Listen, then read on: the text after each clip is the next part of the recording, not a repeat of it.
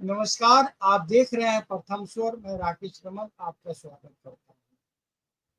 प्रधानमंत्री हमारे बैंकॉक से लंका पहुंच चुके हैं और बैंकॉक में उनकी मुलाकात बांग्लादेश के क्या है एडवाइजर कहे जाते हैं, क्या उनका पद है, मोहम्मद यूसुफ। उन्होंने उनसे मुख्यतः 3 बातें कही, जिसे कि प्रधानमंत्री ने ट्वीट करके बांग्ला में, हिंदी में और अंग्रेजी में लिखा कि उनकी क्या बातें हुई। और बातें 3 बिंदु पर प्रधानमंत्री ने समाप्त की। पहला, यूसुफ मियाँ कहते हैं, यूसुफ मियाँ को उन्होंने पहले तो समझाया कि आप अपने यहाँ से घुसपैठियों को मत भेजो, हिंदुओं को की रक्षा करो। और तीसरा उन्होंने शायद ही ट्वीट में ही लिखा है, ये तीसरा बिंदु मेरे दिमाग से निकल रहा है, 2 बिंदु तो हमें याद रहे, तीसरा याद आएगा तो बीच में आपको बताऊंगा। तो दूसरी ओर लंका पहुंच चुके हैं और लंका में 10,000 घर वो लंका में जाफना में रह रहे तमिलियन को लिए दिए हैं। तो भारत के प्रधानमंत्री, हमारे प्रधानमंत्री की दूरदृष्टि देखिए। उन्होंने 10,000 घर वहां लंका में देने का प्रॉमिस तो किया, बनवा रहे हैं देने के लिए, लंका को दे रहे हैं, लेकिन वो दे किसे रहे हैं? भारतीय मूल के तमिल परिवार के लिए जो जाफना में रहते हैं। तो प्रधानमंत्री की कोई भी योजना और कोई भी काम देश हित में होती है, इस बात से साबित होती है। चूंकि लंका पर चीन की भी गिद्ध दृष्टि है, तो भारत को मजबूरी है कूटनीतिक रिश्ते रखने, इसलिए वो रख रही है। लेकिन आज का मैं मूल जो आज हम लोग चर्चा करने जा रहे हैं, वो कहते हैं ना, साइड इफेक्ट, चाहे आफ्टर पोस्ट इफेक्ट। वक्फ बोर्ड राज्यसभा लोकसभा सब जगह से पास कर गया, राष्ट्रपति के सिग्नेचर होते वो कानून का रूप ले लेगा। उस पर जो हलचल मची हुई है मुस्लिम बोर्ड के ठेकेदारों के बीच, उस पर हम लोग आज चर्चा करेंगे। और इस पर चर्चा के लिए हमारे साथ जुड़ चुके हैं राजनीतिक विश्लेषक प्रशांत कुमार सिंह। प्रशांत जी, आपका स्वागत है। नमस्कार, धन्यवाद। सर, जैसा कि हम लोग बात कर रहे थे कि वक्फ बोर्ड का बिल तो पास हो गया, वो वैसे ही बिलबिला रहे हैं, बौखला रहे हैं। समझ में आता है कि वो मुस्लिम है, हालांकि वक्फ बोर्ड कोई रिलीजियस बॉडी नहीं है, लेकिन ओवैसी साहब बेनिफिशियरी हैं वक्फ के। बताया जाता है अटूट संपत्ति उन्होंने कब्जा किया हुआ है, इस पर हम लोगों ने कल भी चर्चा की थी। लेकिन राहुल गांधी हो, अखिलेश यादव हो, तेजस्वी यादव हो, ममता बनर्जी हो, ये हिंदू नेता भी जिस तरह से बौखला रहे हैं, उसको आप कैसे देखते हो? जी प्रशांत जी। सर, मैं शुरुआत एक बहुत ही महत्वपूर्ण बात से शुरू करना चाहूंगा। देखिए, 2010 में लोकसभा में जब लालू प्रसाद जी भाषण दे रहे थे, तो उन्होंने एक सवाल उठाया था कि वक्फ बोर्ड कानून जो है उसमें कुछ कड़े प्रावधान करने की जरूरत है।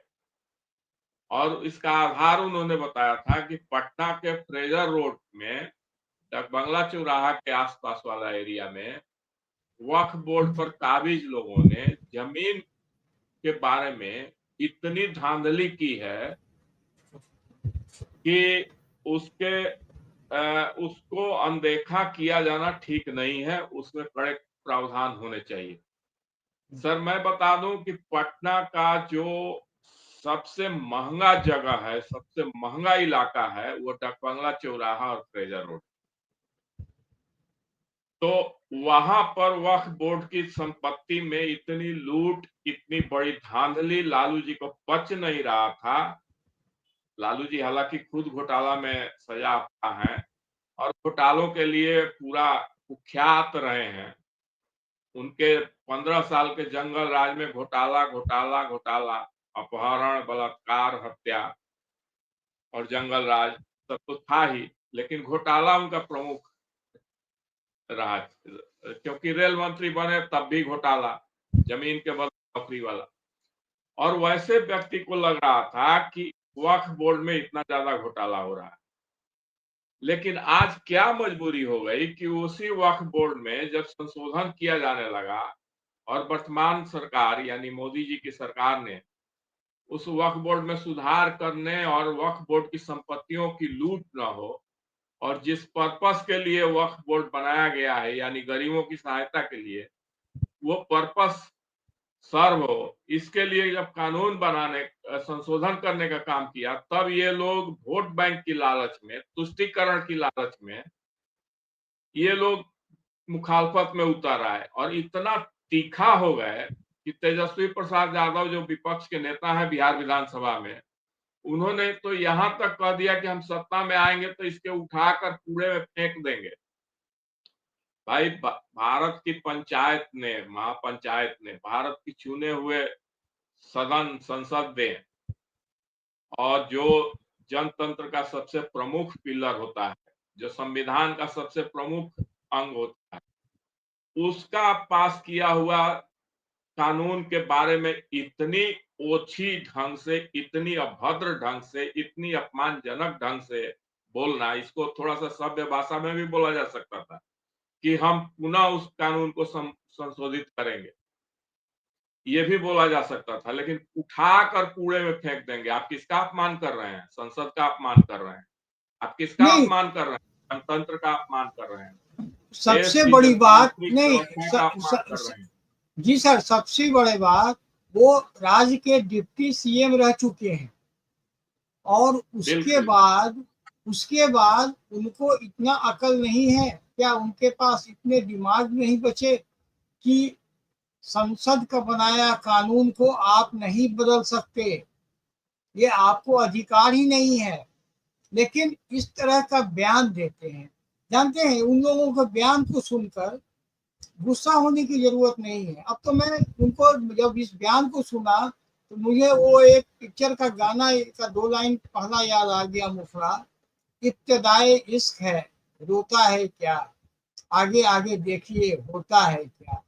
ये लोग केवल एक टारगेटेड मुस्लिम वोट के लिए जिस तरह से उतर रहे हैं, मैं आपसे जो समझना चाह रहा हूं प्रशांत जी, कि क्या यादव समाज सबसे बड़ा देशभक्त, यादव समाज सबसे बड़ा पूजा पाठ करने वाला नंबर 1 का सनातनी, क्या वो उसे बुरा नहीं लगता हो? मेरा सवाल ये है जी। सर बहुत बुरा लगता होगा, बहुत बुरा लगता होगा सर। हम बहुत पहले भी एक बार हम लोग इसी चैनल पर, आपके इसी प्रथम स्वर चैनल पर हम लोग डिस्कस कर चुके हैं कि 2000 पहले से 14 से पहले, अभी तो खैर आतंकी हमले और सीमा पर जो दुश्मन हैं उनके तो दांत हमने खट्टे कर दिए, अब उनकी हिम्मत नहीं होती है ज्यादा कुछ करने की। लेकिन उससे पहले आए दिन वो गोलीबारी करते थे, आए दिन आतंकवादी गतिविधियां होती थी, और आए दिन हमारे जवानों को वीरगति प्राप्त होता था, और उसमें सबसे ज्यादा बिहार के लोग होते थे, और उसमें भी अच्छी खासी संख्या में यादव भाई होते थे सर। उनकी डेड बॉडी आती थी, वो अपना सुप्रीम बलिदान देकर आते थे सीमा पर देश की रक्षा के लिए। और उसमें उनको वो किसका शिकार होते थे? आतंकवादियों का। और आतंकवादी कौन था, कौन है, उसका क्या मजहब है, क्या धर्म है, क्या रिलीजन है, सबको पता है, बताने की जरूरत नहीं।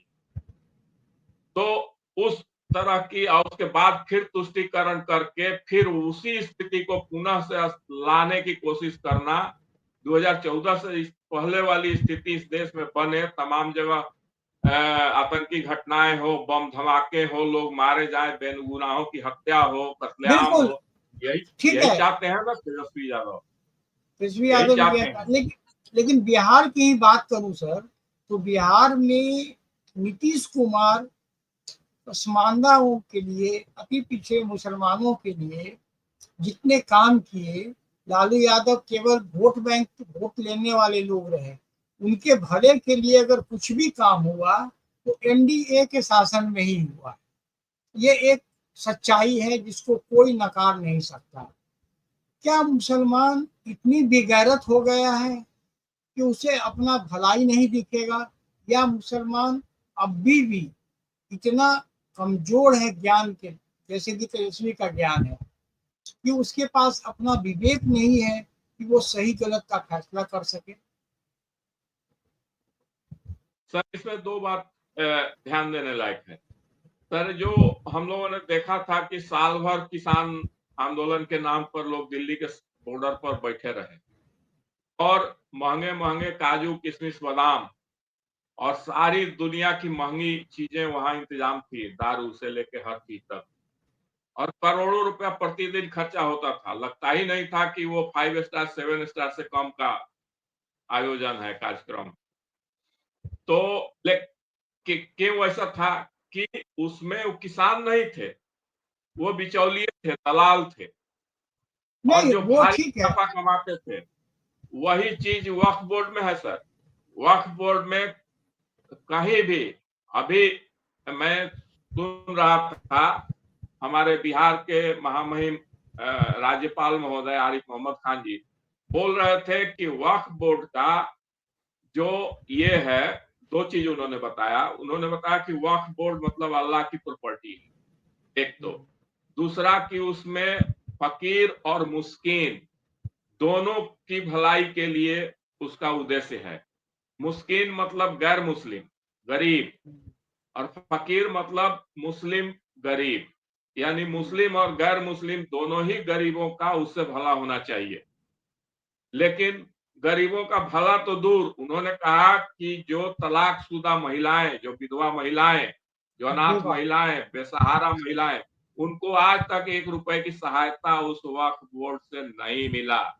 ये है वक्फ बोर्ड में माफिया राज का कारनामा, और इस माफिया राज को दूर करने की कोशिश की जा रही है।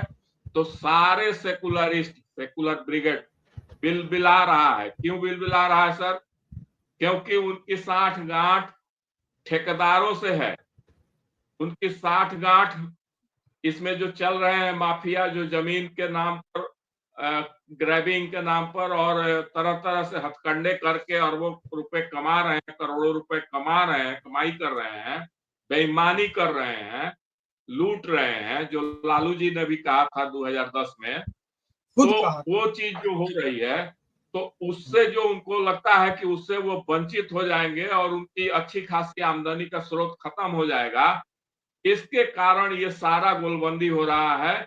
और एक तो तुष्टीकरण और वोट बैंक की राजनीति है। जी जी, आपने बहुत सही कहा। अब चलते हैं थोड़ा बंगाल की ओर। ममता बनर्जी जो मुस्लिम वोट के लिए क्या नहीं करती हुई दिखी, यहाँ तक कि मंच से वो काफिर काफिर चिल्लाने लगी थी, जबकि कोई कहने का पॉइंट नहीं था। लेकिन क्या ममता बनर्जी खुद काफिर नहीं है? जो वो काफिर काफिर, उनके भाषण को मैंने सुना था, समझ में ही नहीं आ रहा था वो क्या कहना चाह रही है। बदहवासी का आलम ये है। अभी बंगाल लंदन से बेइज्जत होकर लौटी है।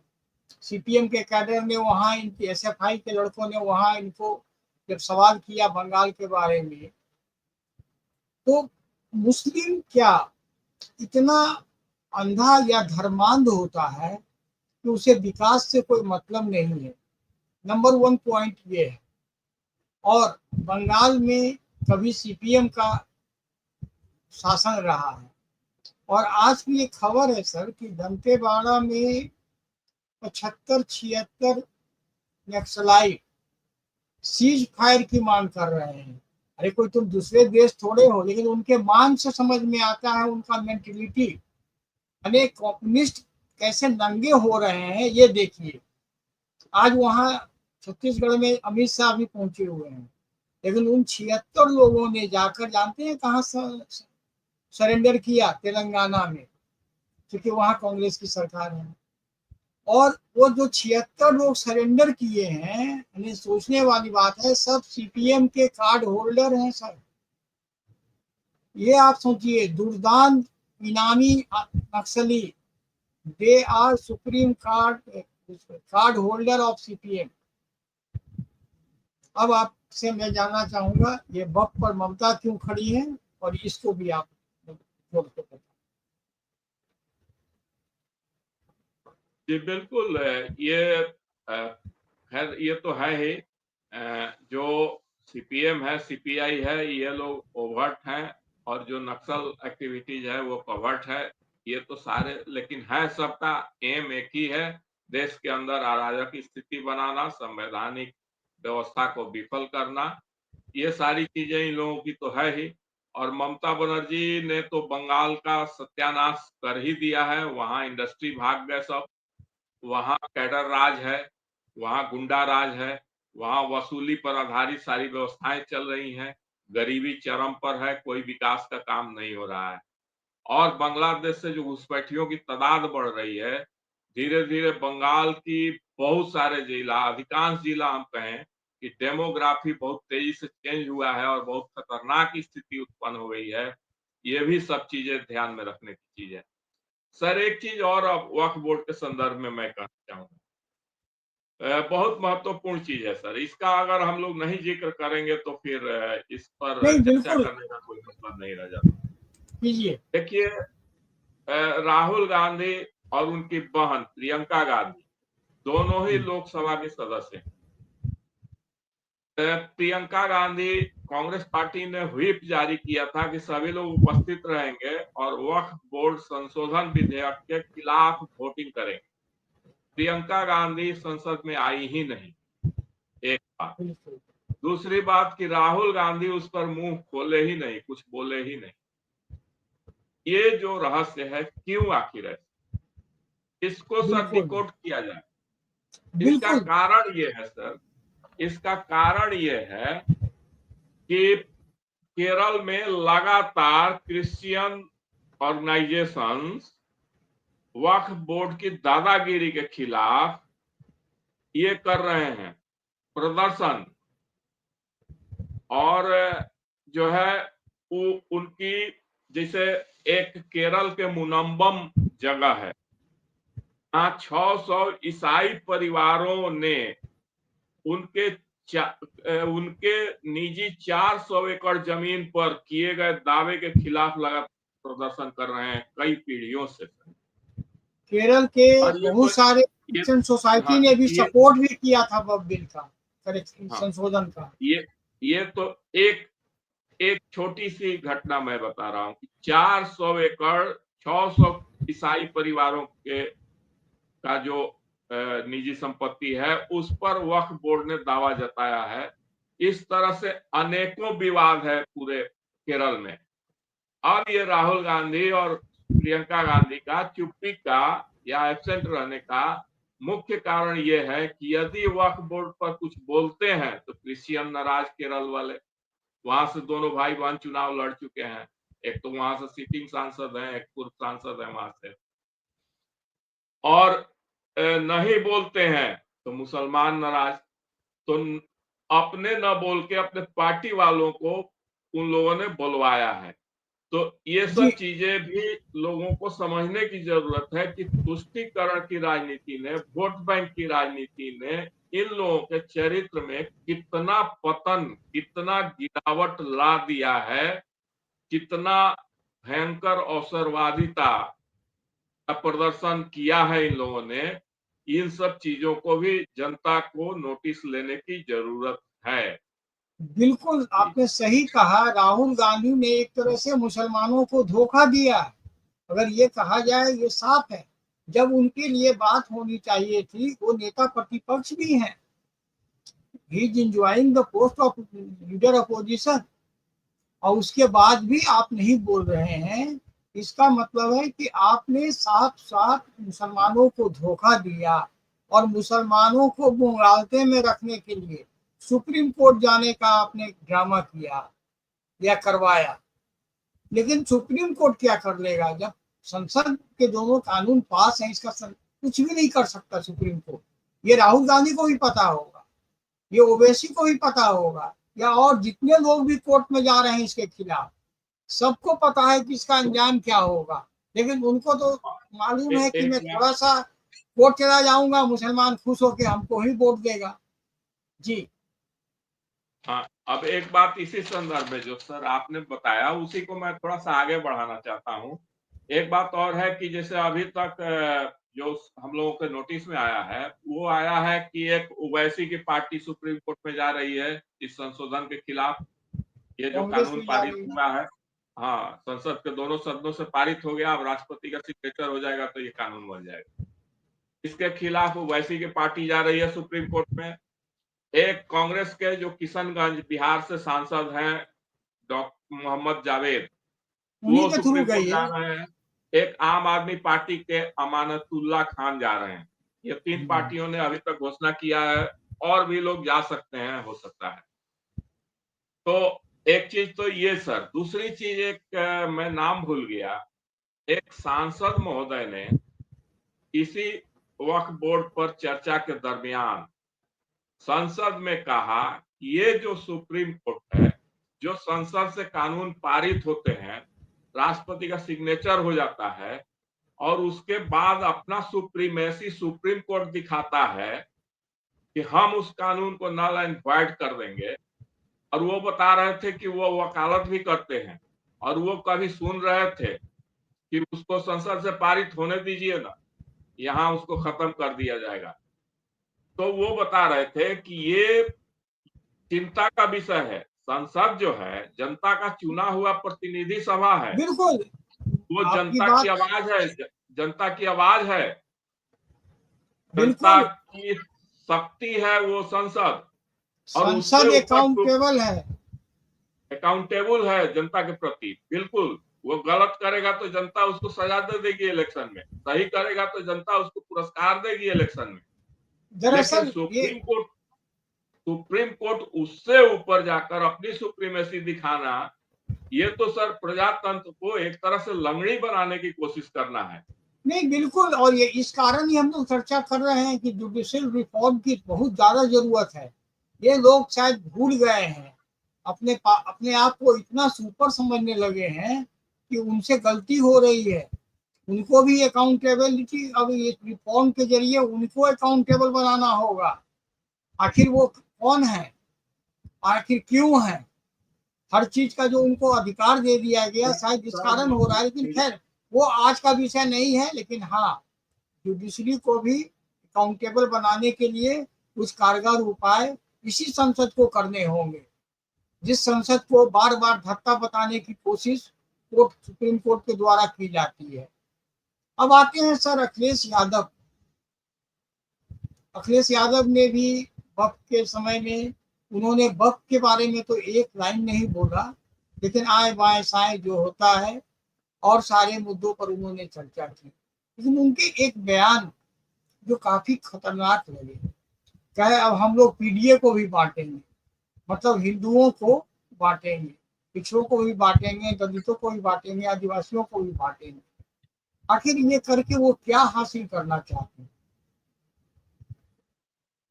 सर ये तो बहुत पहले से ही चल रहा था। राहुल गांधी को लग गया कि अब चुनाव नहीं जीत सकते या मोदी जी को नहीं परास्त कर सकते हैं, तभी से ये योजना बन चुकी थी। और शायद बाहर से भी उन लोगों को इशारा इसी तरह से आया था। जो सोरोस गैंग बहुत चर्चा में आया था, सोरोस गैंग के पैसे, प्रवीर पुरकाश था, और भी बहुत सारी चीजें, सुनीता विश्वनाथन, ये अंकल शाम पित्रोदा, फलाना ठिकाना, सब चीज, बहुत सारी चीजें आई है पब्लिक डोमेन में। तो उस टाइम से लग रहा था कि इस देश में एक अराजक स्थिति पैदा की जा सकती है, जातिवाद का जहर फिर से घोलना है, जातियों को आपस में लड़ाने की व्यवस्था फिर से करनी है। और जब तक पूरा हिंदू समाज आपस में भिड़ जाएगा, लड़ जाएगा, जातिवाद के नाम पर कटने मरने लगेगा, काटने मारने लगेगा, तब तक इस भाजपा को ध्वस्त करना या देश में अराजक स्थिति पैदा करना संभव नहीं है। तो इस नीति के तहत और चल रहे हैं लोग, कांग्रेस के लोग, और उसमें अखिलेश यादव भी चाहते हैं कि उसी तरह की स्थिति बने। ये पहले से इन लोगों के हाव भाव, बोली वचन से पता चल रहा है। ये चीज तो है ही। लेकिन एक चीज और है सर, कि मोदी जी भी धीरे धीरे धीरे धीरे किसी को अंदाज भी नहीं लगने देते हैं और बड़ी साइलेंटली इतना बढ़िया सोशल इंजीनियरिंग उन्होंने कर दिया है कि अभी देखिए बिहार में सम्राट चौधरी ओबीसी, दिलीप जायसवाल प्रदेश अध्यक्ष ओबीसी, मध्य प्रदेश में यादव, डॉक्टर मोहन यादव, बिल्कुल। छत्तीसगढ़ में आदिवासी, उड़ीसा में आदिवासी मुख्यमंत्री। तो मोदी जी भी और सेंट्रल कैबिनेट में बहुत सारे ओबीसी, दलित और आदिवासी लोग का इतना ज्यादा उन्होंने भी इन लोगों की तैयारी की है कि इनकी सारी इनकी चीजें जो है साजिश वो विफल करने का उन्होंने भी पूरी तरह से तैयार है। और ये लोग, हमको नहीं लगता है कि अब इस पढ़े लिखे युग में और इस अ, समय में ये लोग अपने मकसद में सफल हो पाएंगे। फिर भी ये लोग तुष्टीकरण, वोट बैंक की राजनीति और हिंदुओं को बांटने की राजनीति, ये सब तो अपने हिसाब से खूब करेंगे, करने से बाज नहीं आएंगे। जी, लेकिन अब सर हम लोग अंतिम पड़ाव पर हैं और अंतिम में मैं बिहार की ही पर लौटता हूँ। लालू यादव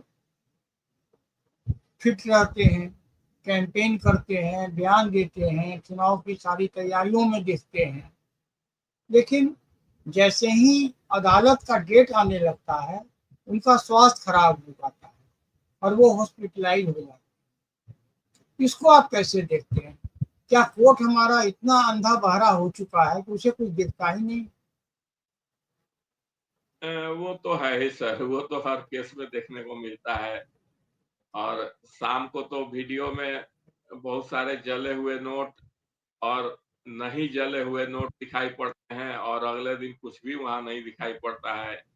कूड़ा बोरों में कचरा का बोरों में ढेर, बोरों एक कूड़ा कचरा का ढेर भी दिखाया जाता है जिसमें ये भी बताया जाता है कि इसमें एक भी नोट नोट नहीं है, ये तो ऐसे ही झाड़ू दिया हुआ कूड़ा कचरा है। तो अब सर एक हाँ, तो दिल्ली, वहां कुछ नहीं चलिए हो सकता है। चलिए एक चीज ये बताइए, दिल्ली के मीडिया में बिहार की तो बात मैं आपसे इसलिए जानना चाह रहा हूँ, यहाँ तो ऐसे लोग उछल रहे हैं कि जदयू से सबके सब भागे जा रहे हैं, धड़ाधड़ त्याग रिजर्वेशन हो रहा है। क्या है परिस्थिति वहाँ, क्या हो रहा है, जरा बता दें लास्ट। ऐसा कुछ नहीं है, ऐसा कुछ नहीं है। जो एक तो जो जदयू से लोग भागे हैं, दो ऐसे लोग हैं जो पहले एमएलसी रहे हैं, तो उनका कोई अब ये नहीं रह गया है, उनकी पाली खत्म है और उनको दोबारा रिपीट करने का नहीं है। पार्टी की नीति है और उसके तहत वो कुछ नए चेहरे देना चाहते हैं। तो एक चीज ये है, बाकी चार पांच लोग जो हैं उनका, उनको कोई जानता ही नहीं है, वो कुछ प्रोमिनेंस में कभी नहीं रहे। तो ऐसे ही बात का बतंगड़ बनाया जा रहा है कि भगदड़ मच गई, ऐसा कुछ नहीं है। अभी भी नीतीश कुमार एक आवाज लगाएंगे, सबसे ज्यादा मुसलमान उनके यहाँ आते हैं, क्योंकि मुसलमानों के लिए उन्होंने बहुत ज्यादा किया है बिहार में। भले ही बिल्कुल। वोट नहीं मिलता है लेकिन आज भी बुलाएंगे तो बहुत लोग आएंगे। और जी एमएलसी एमपी बनना कौन नहीं चाहता है, बहुत लोग उनके संपर्क में रहते हैं। बिल्कुल यहाँ सही ये बात। सब। जी। जी आपने, हम लोग इस पर कल भी चर्चा किए थे, क्योंकि दिल्ली के अंदर मैं देख रहा हूँ, जिसे देखो वही एकदम कि अब गया, लग रहा है जैसे कि एकदम तेजस्वी राजा बन गया। ये पूरा तरह से तेजस्वी भी आज फॉर्म में आए, डस्टबिन में डालने की बात कह दी, लेकिन धरातल पर नीतीश कुमार की पकड़ में कहीं कमी नहीं है। ठीक है, उनका स्वास्थ्य उनके साथ नहीं दे रहा है, जिसको लेकर आपको एक मौका मिल जाता है, मगर जमीनी सच्चाई और बिहार के बारे में हम लोग हमेशा से जो कहते आए हैं, परिणाम लगभग उसी के आसपास होता आया है। और कभी कभी तो हम लोगों का आकलन 100% सही बैठा है। अगर हमने 38 कहा था और 39 सीट आ गया, यही एक बार हुआ था। अदरवाइज हम लोग पिछले बार भी हम लोग कह रहे थे, उससे 4-5 सीट केवल कम आई, लेकिन वो एक वजह थी जिसके कारण हुआ था। बिहार के बारे में जो यहाँ पर यूट्यूब पर खासकर, चाहे जो लोग चैनल में भी बैठ के बातें कर रहे हैं, वो बातें कहीं गले से नहीं उतरती है।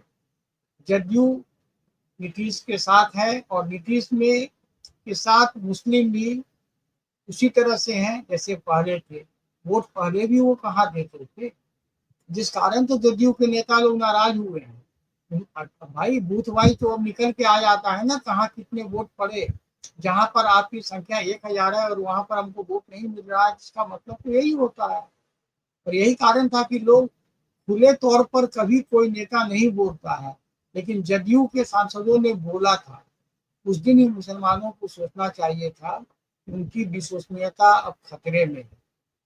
इन नेताओं के चक्कर में मुस्लिम धीरे धीरे अपनी विश्वसनीयता खो रहे हैं, जो कि समाज के हिसाब से एक बहुत ही गलत धारणा को सेट करेगा। अब ये सोचना तो मुसलमानों को है। आज के लिए बस इतना ही। कल फिर हम इस अन्य मुद्दे पर आपके साथ जुड़ेंगे। और कल तो मैंने नहीं रिक्वेस्ट की थी, लेकिन आज आपसे रिक्वेस्ट रहेगा, प्लीज वीडियो को लाइक कीजिए, शेयर कीजिए, सब्सक्राइब कीजिए, अपने मित्रों को कहिए सब्सक्राइब करवाइए, ताकि हम आपसे और कुछ नहीं मांगते, आप अपने मित्रों से सब्सक्राइब कराइए। जब भी देखें हम आपके लिए, राष्ट्र हित में हम लोगों का ये प्रयास है कि कुछ ऐसी बातें जो बताई जा रही है आपको, उसके सही खबरों को आप तक पहुंचाएं। बहुत से नैरेटिव चलते हैं, थोड़ा हम लोग का उत्साहवर्धन कीजिए, ताकि हम एक से ज्यादा वीडियो आपके लिए लेकर आ सकें। आप हमारे साथ जुड़े, बहुत बहुत आभार।